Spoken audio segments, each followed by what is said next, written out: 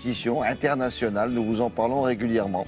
Ce sont les candidats français qui vont partir en août prochain au Brésil pour participer aux Olympiades des métiers dans un grand nombre de départements. Vous allez voir, cette fois-ci, Sophie nous dresse le portrait de celle qui représentera la France dans la catégorie mode et création. Regardez.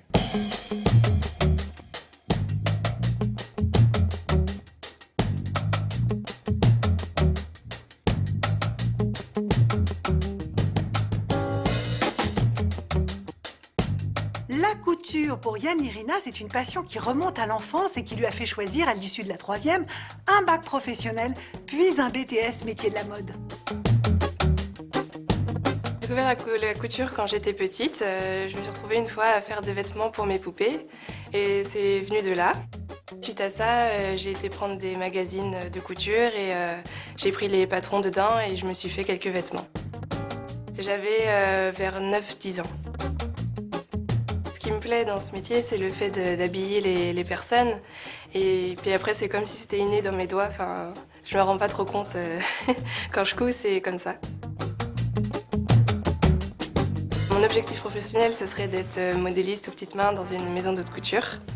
Donc j'espère rentrer dans une entreprise qui m'intéresserait. Au cours des 4 jours que durera la compétition, elle devra démontrer l'étendue de son savoir-faire. Voici le programme. Yann, voici le modèle que tu vas avoir réalisé. Oui. Voici ta toile. Donc, il y a 5 épreuves pour l'international. La première épreuve, une épreuve de dessin suivant un marché cible, haut de gamme, moyenne gamme ou bas de gamme. La deuxième épreuve, c'est un moulage. On va donner une figurine et sur un mannequin, elle va réaliser une toile en 1h30.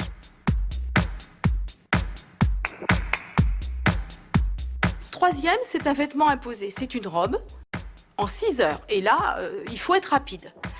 La quatrième épreuve, c'est une veste. Alors là, c'est la création. La candidate doit faire une veste qui va correspondre à la robe. Et la dernière épreuve, c'est l'embellissement. C'est la Mystery Box.